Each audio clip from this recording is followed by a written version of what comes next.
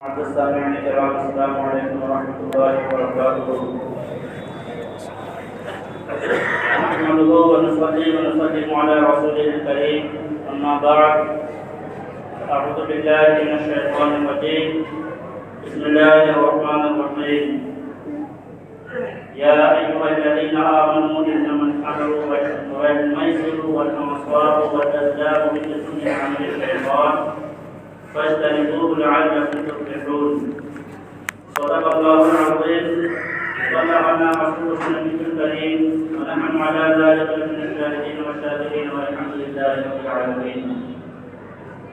آئیے ہم سب مل کر سب سے پہلے اپنی ساری کائنات کی آقا و مولا حضرت سعادہ مدینہ سرور حق وسیمہ فیض نبینا حضرت احمد مصطفیٰ محمد مصطفیٰ صلی اللہ تعالی علیہ وآلہ وسلم کی بارگاہ السلام علیکم السلام کی دعائیں پیش کرنے کو اللہ تعالی سیدنا مولانا محمد مبارک وسلم صلاۃ والسلام علیک یا رسول اللہ صلاۃ والسلام علیک یا حبیب اللہ صلی اللہ تعالی علیہ وآلہ وسلم. میں نے اس آیت کریمہ کی تلاوت کا شرف حاصل کیا. اس کی روشنی میں کچھ عرض و معروض کرنا چاہتا ہوں. اللہ تبارک و تعالی نے قرآن پاک میں ارشاد فرمایا ہے یا ایھا الذین آمنوا انما الخمر والمیسر والانصاب والازلام رجس من عمل الشیطان فاجتنبوه لعلکم تفلحون. اے ایمان والو، بے شک خمر یعنی شراب، میسر یعنی جوا، انصاب یعنی بت اور ازلام یعنی جوئے کے تیر، یہ سب ناپاکی ہے من عمل شیطان اور شیطان کے کاموں میں سے ہیں. فاجتنبوہ، لہذا لوگوں تم اس سے گریز کرو، اس سے بچو، ان تمام چیزوں سے بچو. کیوں بچو؟ لعلکم تفلحون، تاکہ تم فلاح حاصل کر سکو، تاکہ تم کامیابی حاصل کر سکو. حضرات محترم، آج ہمارے معاشرے میں بہت ساری برائیاں پنپ رہی ہیں، جنم لے رہی ہیں، اور پورا معاشرہ یہ برائیوں میں ملوث ہے. آج وہ کون سا گناہ ہے یا وہ کون سا جرم ہے یا وہ کون سی برائی ہے جو ہمارے معاشرے میں اور ہمارے درمیان نہیں پائی جاتی ہے. آپ اگر غور کریں گے، ماحول کا جائزہ لیں گے، لوگوں کا جائزہ لیں گے، معاشرے پر نظر ڈالیں گے، تو آپ کو یہ نظر آئے گا کہ ہر قسم کے گناہ، ہر قسم کی برائیاں اور ہر قسم کے برے کام ہمارے معاشرے میں پائے جا رہے ہیں اور لوگ ان میں ملوث ہیں. بلکہ کچھ گناہ تو ایسے بھی ہیں جنہیں لوگ گناہ تصور بھی نہیں کر رہے. یعنی یہ کہا جائے کہ ایک تو گناہ ہو رہا ہے اور ساتھ ہی ساتھ گناہ کا احساس بھی مل گیا ہے. حضرات محترم، انہی برائیوں میں اور انہی گناہوں کی فہرست میں جو دو اہم گناہ اور دو اہم برائی ہمارے معاشرے میں بڑھ رہی ہے، جنم لے رہی ہے، اور لوگ اس کی وجہ سے کمزور ہوتے جا رہے ہیں. ان کا اتحاد بھی کمزور ہو رہا ہے، ان کا ایمان بھی کمزور ہو رہا ہے، ان کا جسم اور ان کا مال بھی کمزور ہو رہا ہے، خاندانی اعتبار سے بھی وہ کمزور ہو رہے ہیں. وہ دونوں برائیاں کیا ہیں؟ وہ دونوں برائیاں ہیں، ایک ہے جوا اور دوسرا ہے نشہ. آپ سب کو بخوبی معلوم ہوگا یہ جوا اور یہ نشہ، ان دونوں برائیوں نے اور ان دونوں برے کاموں نے ہمارے معاشرے کا ستیہ ناش کر دیا ہے. اور قرآن پاک میں ان دونوں کو بیک وقت ایک ساتھ بیان کیا گیا، اور صرف ایک مقام پر نہیں بلکہ دو جگہ ان دونوں گناہوں کو ایک ساتھ بیان کیا گیا ہے. اس سے یہ پتہ چلتا ہے کہ دونوں میں بہت ساری یکسانیت ہے، دونوں برائیوں میں بہت ساری جو ہے ایک طرح کی چیزیں پائی جاتی ہیں، اور دونوں کی جو تباہیاں ہیں اور دونوں کی جو ہلاکت خیزیاں ہیں اور دونوں کے جو نتیجے ہیں سیم نظر آتے ہیں۔ اسی وجہ سے پروردگار عالم نے قرآن مجید میں ان دونوں برائیوں کو ایک ساتھ ذکر کیا۔ پہلے سورہ بقرہ میں ذکر فرمایا یسألونک عن الخمر والمیسر، اے محبوب آپ سے لوگ خمر یعنی شراب کے بارے میں اور جوئے کے بارے میں پوچھتے ہیں، قل فیہما اثم کبیر، اے محبوب آپ لوگوں سے کہہ دیجئے، آپ فرما دیجئے کہ ان دونوں میں بڑے گناہ ہیں، ان دونوں میں گناہ کبیرہ ہے۔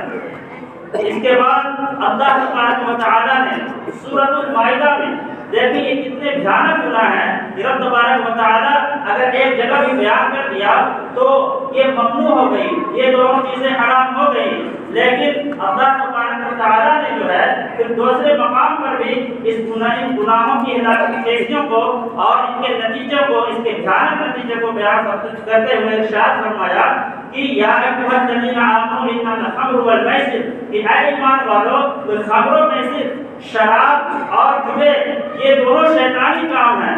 اور شراب اور جوئے کو دیکھیں کہ اللہ تبارک و تعالیٰ نے کن چیزوں کے ساتھ بیان کیا ہے، بتوں کے ساتھ شراب اور جوئے کا ذکر کیا۔ آپ دیکھیں کہ بت کیا ہے، اگر کوئی بت کو پوجے، کوئی بت کی عبادت کرے یہ شرک ہے، اور یہ سب سے بڑا ظلم ہے۔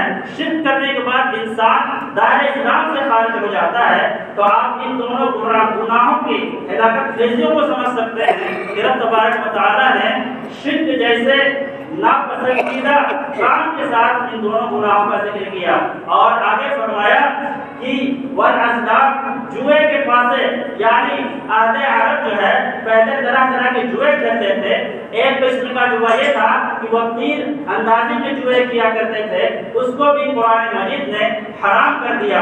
اور آگے رب تبارک و تعالیٰ نے خود فرمایا یہ برائیاں جو ہیں، خواہ وہ شراب نوشی ہو، جوا بازی ہو، بت ہو یا جوئے کے پاسے ہو، یہ ساری کی ساری چیزیں گندگی ہیں، ناپاک ہیں، من عمل شیطان کے کاموں میں سے ہیں۔ آپ لوگوں کو اتنا ہی پر سنبھل جانا چاہیے اور اسی سے نتیجہ یہ اخذ کر دینا چاہیے کہ جو کام شیطان کا ہو، جو کام ابلیس کا ہو، جو کام رب تبارک و تعالیٰ بلکہ انسانوں کے سب سے بڑے دشمن کا ہو، ان کاموں میں یقیناً کامیابی نہیں ہوگی، ان کاموں میں یقیناً برکت نہیں ہوگی، اور ان کاموں کے کرنے کی وجہ سے یقیناً رب تبارک و تعالیٰ کبھی راضی نہیں ہوگا، بلکہ رب تبارک و تعالیٰ ناراض ہوگا، اور جو شیطانی کام ہے یقیناً وہ گناہ کبیرہ ہوں گے، بغیر توبہ کے ہمیں معافی نصیب نہیں ہوگی۔ لہذا پروردگار عالم نے فرمایا فاجتنبوہ، ان گناہوں سے پرہیز کرو، لعلکم تفلحون، تاکہ تم کامیابی حاصل کر سکو۔ اور حدیث پاک میں تو ان گناہوں کو بطور خاص شراب نوشی کو، نشہ کو ام الخبائث کہا گیا ہے، تمام گناہوں کا جڑ کہا گیا ہے۔ یہ شراب نوشی اور نشہ تمام گناہوں کا جڑ ہے، تمام گناہوں کی جڑیں ہیں یہ، کیونکہ حدیث پاک میں فرمایا گیا یہ ام الخبائث، شراب نوشی نشہ یہ ام الخبائث ہے، تمام گناہوں کی جڑ ہے۔ اور آپ اندازہ بھی کر سکتے ہیں کہ جو شخص نشے کا عادی ہو یا جو شخص جوئے کا عادی ہو، وہ صرف جوا اور نشہ ہی نہیں کرتا بلکہ اس کے پسے پشت کئی وہ برائیاں کرتا ہے۔ آپ دیکھیں کہ اس نشہ اور جوئے کی برائیاں کتنی ہیں، اس کی برائیاں بہت طویل ہے۔ فرد کی بھی تباہی ہے اس میں، اور خاندان کی بھی تباہی ہے، معاشرے کی بھی تباہی ہے، اور قوم کی بھی تباہی ہے۔ آپ دیکھیں کہ فرد کی تباہی کیسے ہے۔ جو شخص نشے کا عادی ہو جاتا ہے یا جوئے کا عادی ہو جاتا ہے، تو جب جوا جو شخص کھیلتا ہے وہ اگر ناکام ہوا، اور اسی طرح جو نشے کا عادی ہے اس کو نشہ نہیں پیتا تو وہ چڑچڑاپن ہو جاتا ہے، چڑچڑاپن اس کے اندر آ جاتا ہے، وہ غصے سے لال پیلا ہونے لگتا ہے۔ اور پھر یہ جوئے کبھی کبھی جب لوگ ہار جاتے ہیں، ان کی ٹکٹوں کا نمبر نہیں آتا ہے ان کی فہرست میں، انعام جیتنے والوں کی فہرست میں، تو ان کے اندر ڈپریشن پیدا ہو جاتا ہے، وہ مایوسی کے شکار ہو جاتا ہے، اور پھر وہ اس ڈپریشن جب اس نا امیدی کی اتنی کھائی میں چلا جاتا ہے کہ وہ کئی برائیوں کئی بیماریوں سے گھیر لیتی ہیں. نشہ کرنے والے تو بیماریاں گھیرتے ہی ہیں. آپ نے دیکھا ہوگا کہ ہٹے کٹھے نوجوان نشہ کرنے کی وجہ سے موت کے گھاٹ اتر گئے. اور یہ کوئی ڈھکی چھپی بات نہیں ہے. اچھے خاصے نوجوان، اور کسی زمانے میں وہ نوجوان اچھے تھے، نیک نامی تھی ان کی، لوگ ان کی تعریف ہی کیا کرتے تھے. لیکن جیسے ہی وہ نشے کا عادی ہوا، اور اتنے نشے کا عادی ہوا کہ موت کے منہ میں جا کر سما گیا.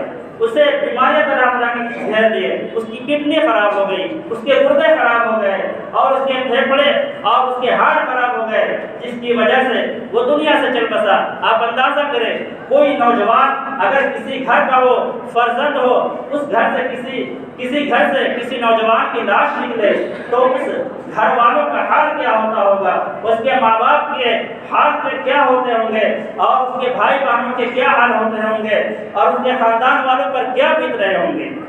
یہ اندازہ کر سکتے ہیں. اس لیے نوجوانوں اور جو لوگ بھی اس بری لت کے مرید ہے، اس بری لت میں پڑے ہوئے ہیں، خدا را اپنے آپ کو تو سنبھال لیجیے. یہ نشہ اور یہ جوا صرف آپ کو برباد نہیں کرتا ہے، یہ آپ کے نسلوں کو برباد کر دیتا ہے، آپ کی اولادوں کو برباد کر دیتا ہے، آپ کے خاندان والوں کو بھی تباہ و برباد کر دیتا ہے. کیونکہ جس گھر میں نشہ والا شخص ہو، نشے کرنے کا والا عادی ہو، یا جس گھر میں جوئے باز ہو، تو وہ پریشان صرف نہیں ہوتا بلکہ اس کے والدین بھی پریشان رہتے ہیں، اس کے گھر والے بھی پریشان رہتے ہیں، اور اس کے معاشرے والے بھی پریشان رہتے ہیں، اور پھر وہ طرح طرح کے الزامات اس پر لگتے رہتے ہیں. کبھی ایسا ہوتا ہے کہ پولیس گرفتار اسے کر دیتی ہے، جس کی وجہ سے وہ جیلوں میں بند ہوتے ہیں. بہت سارے اس طرح بھی اس کے روپے پیسے خرچ ہو جاتے ہیں. حضرات محترم، اسی طرح نشے نے اور جوئے نے لوگوں کو سست بنا دیا ہے، کاہل بنا دیا ہے، غفلت کا عادی بنا دیا ہے. لوگ جوئے کے آسرے پہ بیٹھ جاتے ہیں کہ کبھی تو میرا نام نکل آئے گا. وہ بیٹھے رہتے ہیں، کام دھندے کو چھوڑ دیتے ہیں، اچھے خاصے کاروبار کو چھوڑ دیتے ہیں، یا نہیں بھی کاروبار کو بیٹھے ہی جاتے ہیں امید پر کہ اس میں تو میری لاٹری لگ جائے گی. حضرات محترم، ان گناہوں نے ہمارے معاشرے کی جو نوجوان پیڑھی ہے، یا ہمارے معاشرے کی ریڑھ کی ہڈی کو کمزور کر دیا ہے.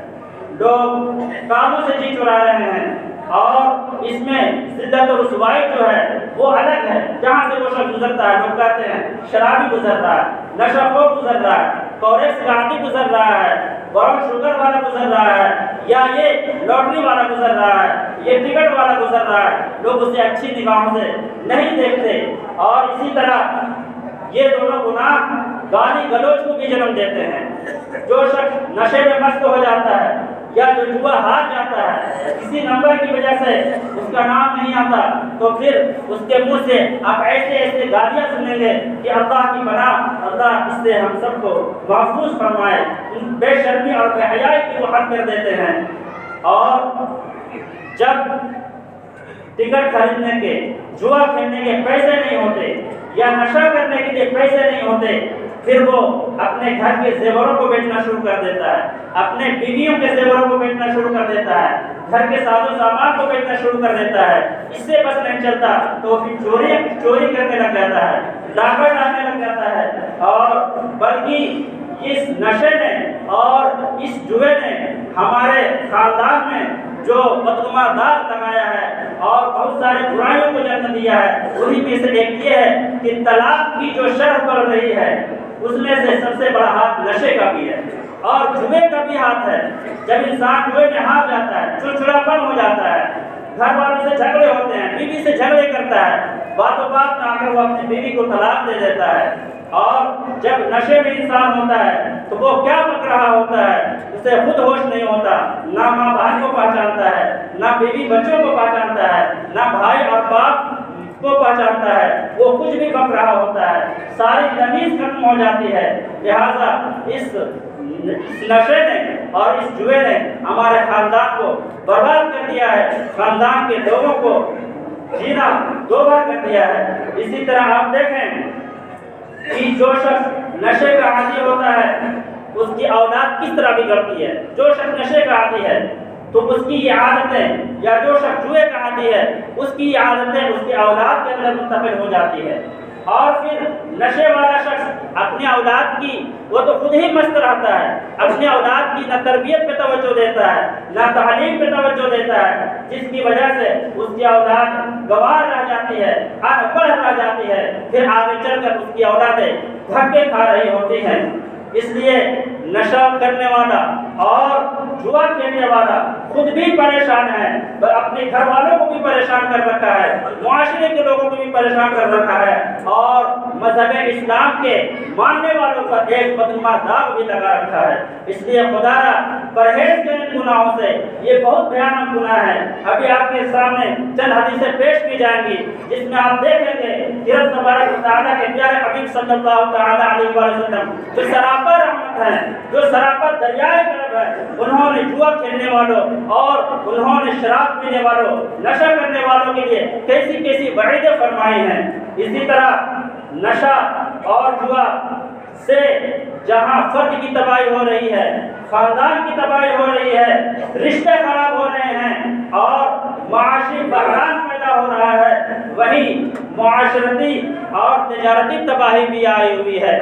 لوگ امن عامہ ختم ہو رہا ہے۔ جو شخص نشے میں ہو جاتا ہے وہ کہیں بھی کھڑا ہو کر کچھ بھی بکتا ہے، کسی کو بھی کچھ بک دیتا ہے، یا پھر جوئے کا جو عادی ہے وہ بھی جب جنون اس کے سر پر سوار ہو جاتا ہے وہ بھی کہیں بھی کھڑا ہو کر کچھ بھی کہہ رہا ہوتا ہے، اور پھر کسی کی وہ پرواہ نہیں کرتا۔ ڈاکہ زنی سے بڑھ رہی ہے، چوریاں بڑھ رہی ہیں، اور پھر ہماری قوم جو ہے ترقی سے تنزلی کی طرف آ رہی ہے۔ ایک تو ہماری قوم لکھنے پڑھنے سے غافل ہے، اوپر سے ان برائیوں نے جو ہے ہماری قوم کو اور پیچھے کر دیا ہے۔ اچھے خاصے نوجوان اور اچھے ہٹے کٹے جو کما سکتے ہیں، کام کر سکتے ہیں، اچھی پڑھائی کر سکتے ہیں، اعلیٰ مناصب حاصل کر سکتے ہیں، وہ بھی جوئے کے بھروسے پر ہے اور نشے کا عادی ہے۔ کیا ایسے نوجوان جس قوم میں ہو وہ بہت ترقی کر سکتی ہے یا پھر وہ تنزلی کا شکار ہوگی؟ اس سے ہماری قوم تنزلی بھی کر رہی ہے، اور ساتھ ہی ساتھ دیکھیں کہ فتنہ و فساد بھی اس سے پیدا ہو رہا ہے۔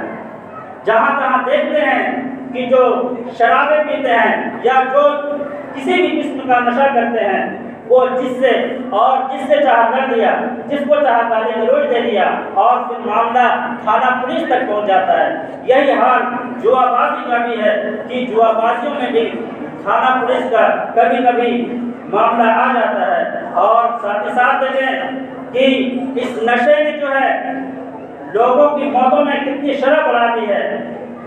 لوگ نشے کر کے ڈرائیونگ کرتے ہیں، جس کی وجہ سے پورے ہندوستان میں ہزاروں ہزار ہر سال ایکسیڈنٹ ہو رہے ہیں۔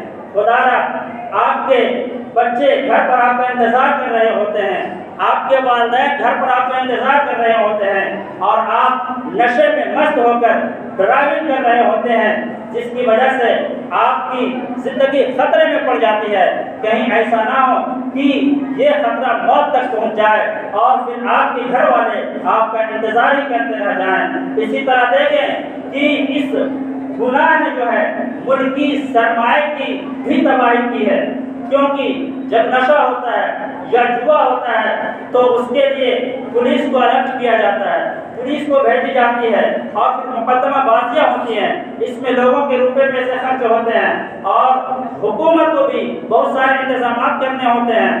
جو جوئے باز یا نشے باز پکڑاتے ہیں ان کو رکھنے کے لیے جیلوں میں انہیں کھانا پینا دینا ہوتا ہے، بہت سارے اخراجات آتے ہیں، جس کی وجہ سے ملکی سرمایہ کی بھی بربادی ہوتی ہے۔ حضرات محترم، یہ تو آپ کے سامنے دنیاوی تباہی اور بربادی بیان کی گئی۔ اس کا جو دینی خسارہ ہے اور دینی نقصان جو ہے وہ ہے ایمان کی کمزوری اور اللہ کی عبادت سے دوری۔ اللہ تبارک و تعالیٰ رسول پاک صلی اللہ تعالیٰ علیہ وسلم کی اطاعت سے گردانی۔ رب تبارک و تعالیٰ نے اسی آیت کریمہ کے اگلے حصے میں ارشاد فرمایا فاجتنبوه لعلكم تفلحون انما يريد الشيطان ان يوقع بينكم العداوة والبغضاء في الخمر والميسر ويصدكم عن ذكر الله وعن الصلاة. یہ دونوں جب شیطانی کام ہیں تو شیطان تو چاہے گا ہی کہ لوگوں کے اندر دشمنی پیدا ہو، عداوت پیدا ہو، اور لوگ اللہ کی عبادت سے دور ہوں، لوگ اللہ کی عبادت سے دور ہوں، آپ اللہ کی یاد سے دور ہوں. شیطان یہی چاہتا ہے. اور آپ دیکھتے ہیں کہ جو نشے کا عادی ہے وہ عبادت سے دور ہوتا ہے، مسجدوں سے دور ہوتا ہے، اچھوں کی صحبتوں سے دور ہوتا ہے، جس کی وجہ سے وہ دن بدن ایک نشے میں مست ہوتا چلا جاتا ہے اور پھر آخر اس کا انجام بہت بھیانک ہوتا ہے. لہذا اس شیطانی کاموں سے بچے. رب تبارک و تعالیٰ نے ارشاد فرمایا کہ شیطان تمہارا برا دشمن ہے. ان الشیطان للانسان عدو مبین. شیطان کبھی بھی انسان کا بھلا نہیں چاہ سکتا. شیطان کا انسان کا خدا دشمن ہے اور یہ دونوں کام شیطانی کام ہے. یقیناً ان دونوں میں بھی شیطان یہ چاہے گا کہ انسان سے اپنی دشمنی نکالے اور وہ نکالتا ہے. اس لیے خدا را شیطان کے چالوں میں نہ آئیں، شیطان کے داؤ پیش میں نہ آئیں. اور ان دونوں میں جو سرمایہ ختم ہو رہا ہے یہ فضول خرچیاں ہیں، یہ اسراف ہے. اور تبارک و تعالیٰ نے ارشاد فرمایا ان المبذرین کانوا اخوان الشیاطین، کہ فضول خرچی کرنے والے تو کیا جو ٹکٹ خریدتے ہیں وہ فضول خرچی نہیں ہے؟ جو نشے کے گولیاں لیتے ہیں، براؤن شوگر لیتے ہیں یا اورس نشے کے لیے لیتے ہیں یا شرابیں لیتے ہیں، کیا یہ فضول خرچیاں نہیں ہیں؟ یقیناً فضول خرچیاں ہیں. جب فضول خرچیاں ہیں تو رب نے ارشاد فرمایا ان المبذرین کانوا اخوان الشیاطین، کہ فضول خرچی کرنے والے شیطانوں کے بھائی ہیں. تو کیا آپ شیطان کے بھائی بننا چاہتے ہیں؟ اگر آپ شیطان کے بھائی بننا چاہتے ہیں تب تو ٹھیک ہے، لیکن رحمان کے سچے بندے بننا چاہتے ہیں تو آئیے رحمان سے قریب ہو جائیں، رحمان کے بارگاہ میں اپنے سر کو جھکا دے، رحمان کے سامنے اللہ کے سامنے آپ سچی توبہ کر لیں. یقیناً وہ آپ کی توبہ کو قبول فرما لے گا. رب تبارک و تعالیٰ کے پیارے حبیب صلی اللہ تعالیٰ علیہ وآلہ وسلم نے شراب کے بارے میں، نشے کے بارے میں ارشاد فرمایا کہ جو چیز نشہ لائے وہ تھوڑی بھی تو ہو تو حرام ہے. لہذا وہ نشے کی کوئی بھی قسم ہو اور جس طرح بھی لوگ اسے نشہ کے لیے استعمال کرتے ہوں وہ چیزیں حرام ہیں. بلکہ نبی کریم صلی اللہ علیہ وآلہ وسلم نے ایک حدیث پاک میں ارشاد فرمایا کہ بے شک اللہ تعالیٰ نے یہ عہد کیا ہے کہ جو شخص نشہ پیے گا اسے 3 الخبائث پلایا جائے گا. لوگوں نے عرض کیا یا رسول اللہ صلی اللہ علیہ وسلم 3 الخبائث کیا ہے؟ تو آپ نے ارشاد فرمایا کہ 3 الخبائث جہنمیوں کا پسینہ ہے، جہنمیوں کے بدن کا نچوڑ ہے جو شرابیوں کو پلایا جائے گا، دنیا میں نشہ کرنے والوں کو پلایا جائے گا قیامت کے دن. اسی طرح ایک حدیث پاک میں نبی کریم صلی اللہ علیہ وسلم نے ارشاد فرمایا کہ اللہ تعالیٰ فرماتا ہے قسم ہے میری عزت کی، میرا جو بندہ شراب کی ایک گھونٹ پیے گا، شراب کی صرف ایک گھونٹ پیے گا تو میں اس کو اتنی ہی پیپ پلاؤں گا. کیا جو نشہ کرتے ہیں وہ پیپ پینے کو تیار ہیں؟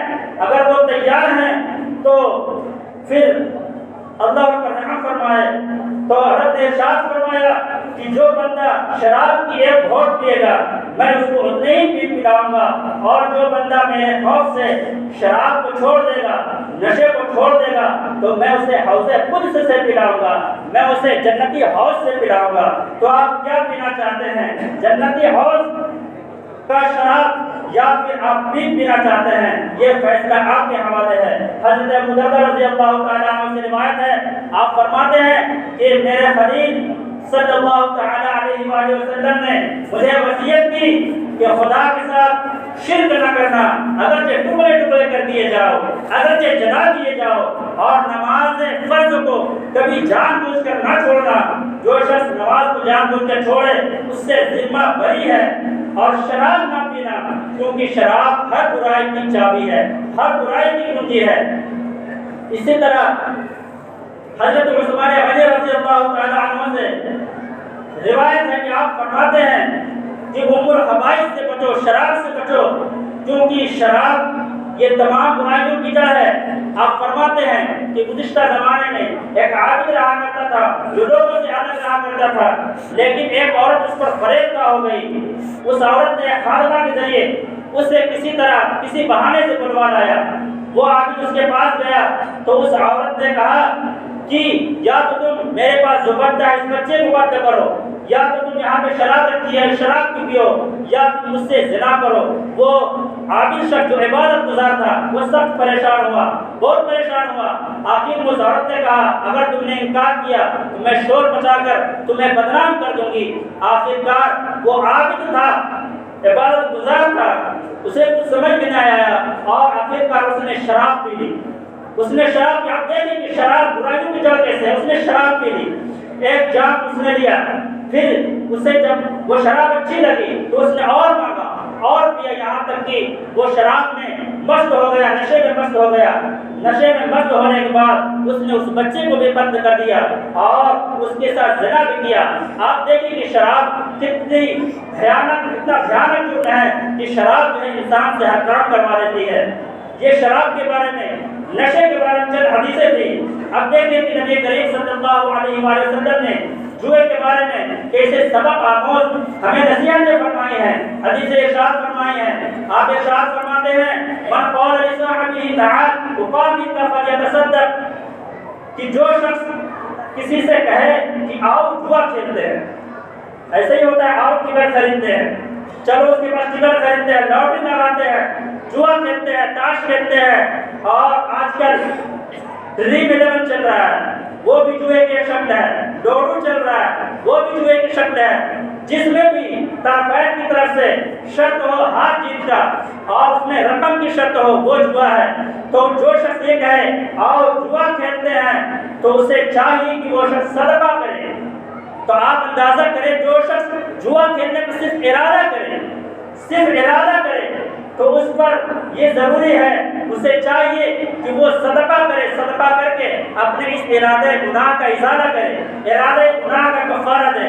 نبی کریم صلی اللہ علیہ وسلم نے اسی طرح جوئے کے ایک کھیل کے بارے میں ارشاد فرمایا کہ جس نے چوسر کھیلا اس نے اللہ اور اس کے رسول صلی اللہ علیہ وسلم کی نافرمانی کی۔ اور آپ نے ارشاد فرمایا کہ جس نے جوئے کا ایک کھیل ہے چوسر، جس نے چوسر کھیلا تو گویا کہ اس نے اپنا ہاتھ خنزیر کے گوشت اور خون میں ڈال دیا۔ تو جوا کھیلنے والے آگاہ ہو جائیں، کیا آپ اپنا ہاتھ کو خنزیر کے گوشت میں اور خون میں ڈبو دینا چاہتے ہیں؟ اگر نہیں چاہتے تو پھر اس سے خدا را توبہ کر دیں، توبہ کر دیں۔ اسی طرح نبی کریم صلی اللہ علیہ وآلہ وسلم نے ارشاد فرمایا کہ والدین کی نافرمانی کرنے والا، ماں باپ کی نافرمانی کرنے والا، جوا کھیلنے والا، جوا کھیلنے والا، احسان جتلانے والا اور شراب کی مطابقت کرنے والا یعنی شراب کا عادی شخص جنت میں نہیں جائے گا۔ اگر جنت میں جانا ہے تو خدا را ان برائیوں کو چھوڑے، ان گناہوں کو چھوڑے تاکہ اللہ تبارک و تعالی ہم پر رحم فرمائے۔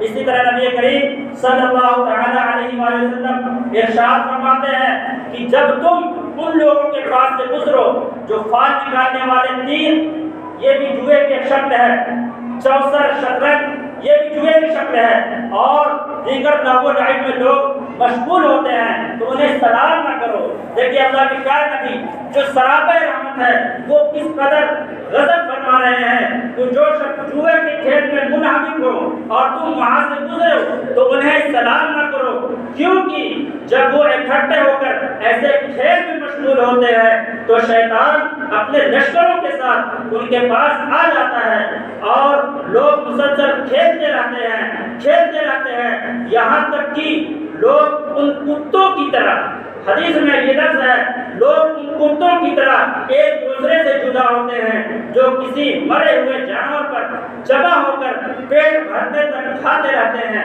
پھر علیحدہ ہو جاتے ہیں۔ آپ دیکھیں کہ یہاں جوا کھیلنے والوں کو رب تبارک و تعالیٰ کے پیارے حبیب صلی اللہ علیہ وسلم نے کتوں سے تشبیہ دی ہے، ایسے کتوں سے جو کسی زندہ جانور کا گوشت نہیں کھاتا بلکہ مرے ہوئے جانور کو کھا لیتا ہے اور چند کتے اکٹھا ہو کر اس مرے ہوئے جانور کا گوشت کھاتے رہتے ہیں اور کھا پی کر پھر وہاں سے علیحدہ ہو جاتے ہیں۔ خدا را اپنے آپ کو پہچانیں، اپنی قیمت کو پہچانیں، آپ کوئی اور نہیں ہے، آپ تو اسلام کے ماننے والے ہیں اور اسلام تو ہمارے رب تبارک و تعالیٰ کا پسندیدہ دین ہے، آپ کوئی اور نہیں ہیں، آپ پیارے آقا صلی اللہ علیہ وسلم کے امتی ہیں، پیارے آقا کے دیوانے کہلاتے ہیں، آپ ان کا عاشق کہلاتے ہیں۔ تو خدا را اللہ تبارک و تعالیٰ نے جن کاموں کو ناپسند فرما دیا ہے اور جن کاموں پر عذابوں کی وعید فرمائی ہے، اسی طرح رسول اللہ صلی اللہ علیہ وسلم نے جن کاموں کو ناپسند کیا ہے، جن کاموں پر وعیدیں ارشاد فرمائی ہے، خدا ان کاموں کو چھوڑ دے، اپنے آپ کو سنبھالے، اپنے خاندان کو سنبھالے اور اپنے معاشرے کو سنبھالے، کوئی اچھا کام کرے، ترقی والا کام کرے، دین والا کام کرے، تاکہ اللہ تبارک و تعالیٰ ہمارے کمائی میں برکت دے۔ رب تبارک و تعالیٰ نے حلال کمائی کا حکم دیا، نبی کریم صلی اللہ علیہ وسلم نے حلال کمائی کا حکم دیا۔ آقا صلی اللہ علیہ وسلم ارشاد فرماتے ہیں کہ وہ گوشت اور وہ خون جو حرام مال سے پرورش پائے اس کا ٹھکانہ جہنم ہے۔ جو خون اور گوشت حرام مال سے پرورش پاتا ہے، حرام مال سے جو جسم تیار ہوتا ہے، اس کا ٹھکانہ کہیں اور نہیں، اس کا ٹھکانہ جہنم ہے۔ خدا را توبہ کرے، حلال روزی ڈھونڈے، حلال کمائی کمائیں۔ یقیناً اگر آپ کو حلال طریقے سے 1 روپیہ بھی مل رہا ہے تو وہ حرام طریقے سے ملنے والے کروڑوں روپے سے بہتر ہے، کیونکہ کروڑوں روپے آپ کو جنت میں نہیں لے جا سکتے، لیکن وہ ایک حلال کا روپیہ آپ کو اللہ تبارک تعالیٰ سے راضی ہو جائے گا، کیونکہ رب نے حلال کا حکم دیا ہے، حرام کا حکم نہیں دیا۔ اور حرام ذریعے سے جو مال و دولت آتے ہیں یقیناً وہ قطعی حرام ہیں، وہ قطعی حرام ہیں۔ چاہیے کہ ایسے روپوں کو استعمال نہ کریں، ایسے روپوں کو ہرگز استعمال نہ کریں۔ اگر میری باتوں نے اور آقا صلی اللہ علیہ وسلم کی حدیثوں نے آپ کے اوپر کچھ اثر ڈالا ہو، کچھ اثر مرتب کیا ہو تو آئیں، رب کی بارگاہ بہت وسیع ہے، ہمارا رب بہت مہربان ہے، پروردگار عالم بہت غفور ہے، وہ غفار ہے، وہ ستار ہے، وہ رحمان و رحیم ہے۔ خدا کی بارگاہ میں آ جائیں، سچے دل سے توبہ کر لے، نبی کریم صلی اللہ علیہ وسلم سے سچے دل سے معافی مانگ لے، یقیناً اللہ تبارک و تعالی ہمارے توبہ کو قبول کر دے گا۔ اور پھر آپ عہد کریں، امید کریں کہ ایک نئی امت کے ساتھ، ایک نئے جذبے کے ساتھ ہم دین کے طریقے پر چلتے ہوئے، آقا صلی اللہ علیہ وسلم کے طریقے پر چلتے ہوئے اپنی زندگی گزاریں گے۔ حرام کاموں کو چھوڑ دیں، حرام کمائیوں کو چھوڑ دیں۔ اللہ تبارک و تعالی ہم سب کو سننے سے زیادہ اس پر عمل کرنے کی توفیق عطا فرمائے۔ استغفر اللہ ربی من کل ذنب واتوب الیہ وما علینا الا البلاغ۔